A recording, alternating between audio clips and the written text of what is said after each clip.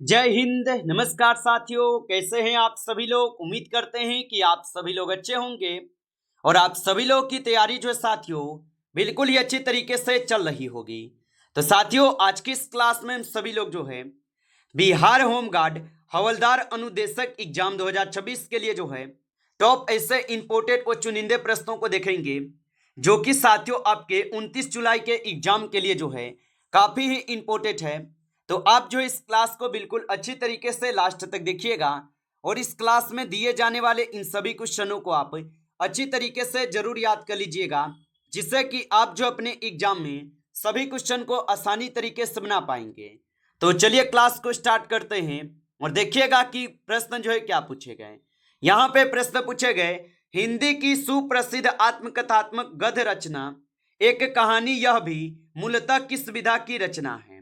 चलिए बताएंगे।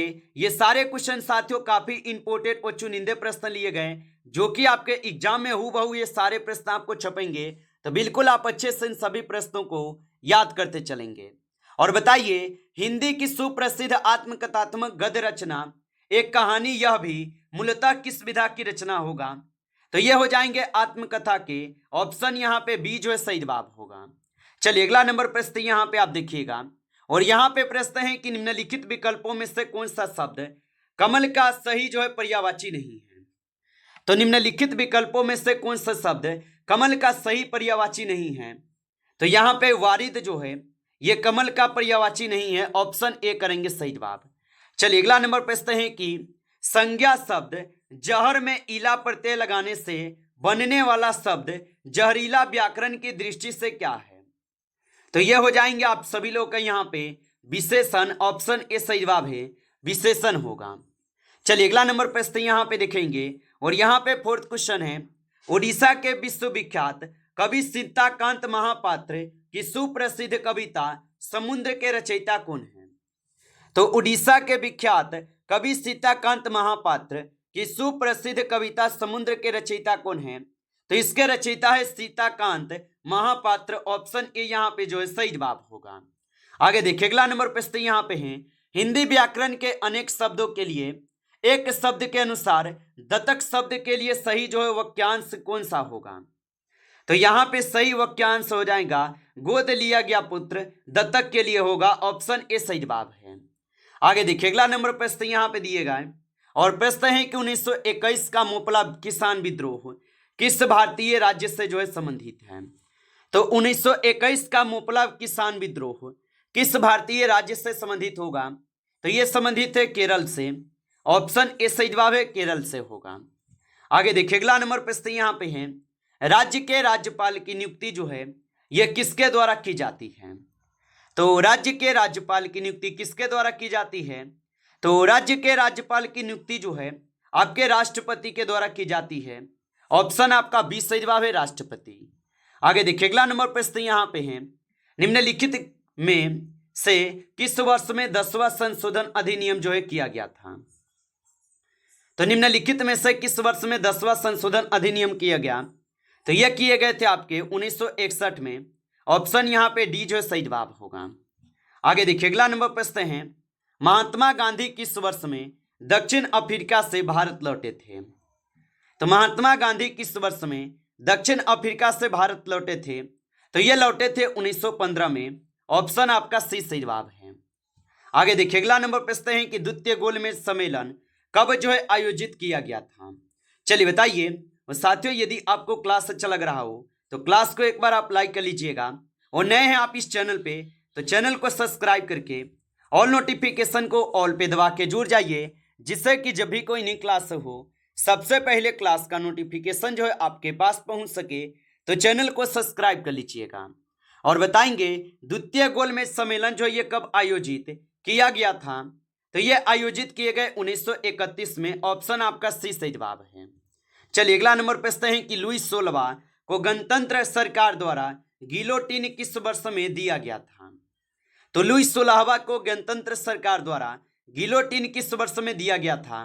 तो इसको दिए गए थे आपके 21 जनवरी 1793 को, ऑप्शन यहाँ पे सी सही जवाब है।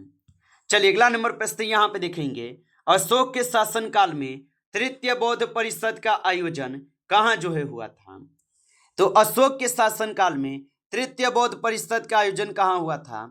तो इसका आयोजन होते हैं नालंदा में। ऑप्शन यहाँ पे सी सही जवाब है, नालंदा में होगा।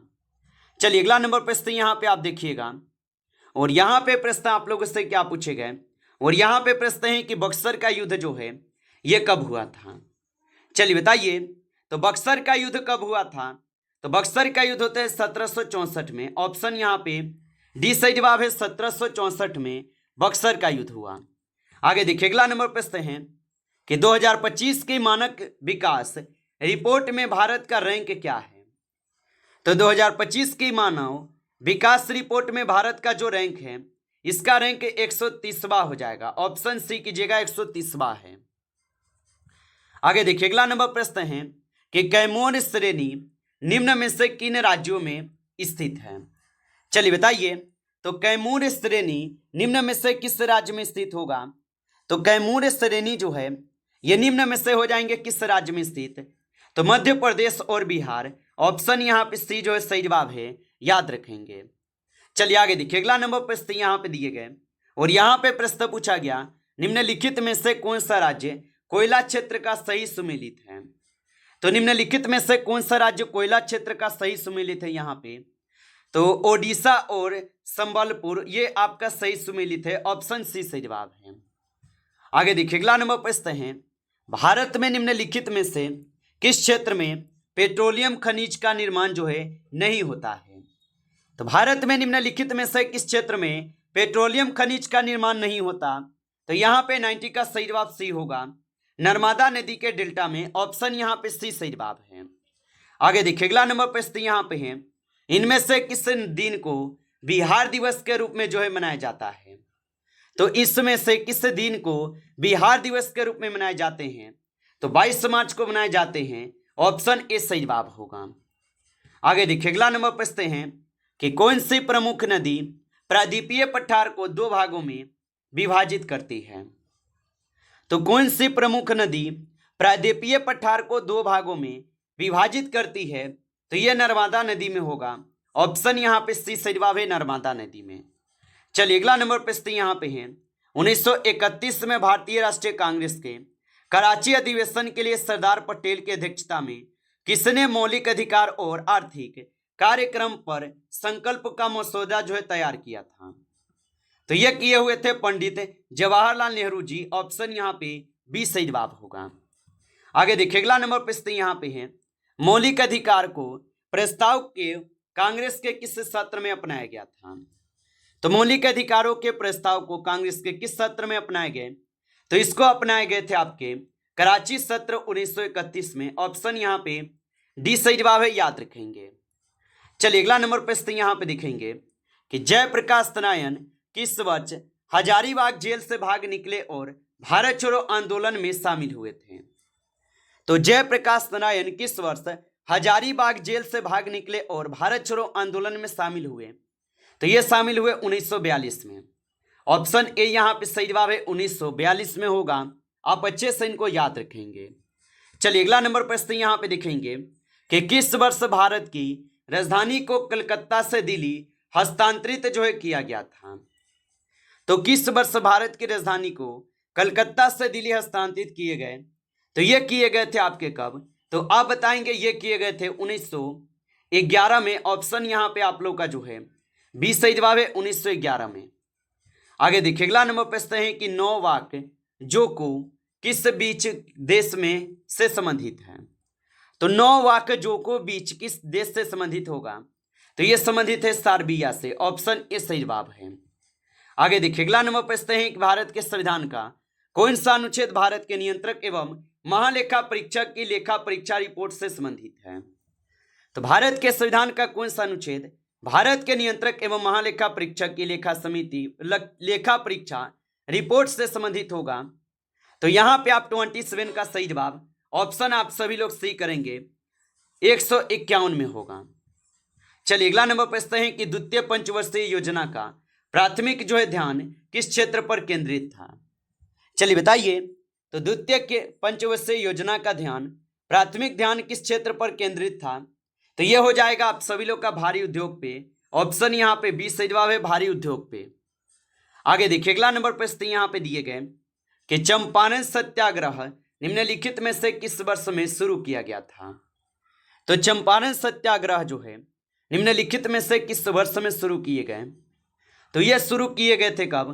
तो यहाँ पे 29 का सही जवाब ऑप्शन ए सही जवाब है 1917 में। ऑप्शन ए सही जवाब है। आगे देखिए अगला नंबर प्रश्न यहाँ पे है कि ओलंपिक में भारत ने कितनी बार पुरुष हॉकी में स्वर्ण पदक जीता था। तो ओलंपिक में भारत ने कितनी बार पुरुष हॉकी में स्वर्ण पदक जीता था। तो यह जीते हुए थे आपके कितने।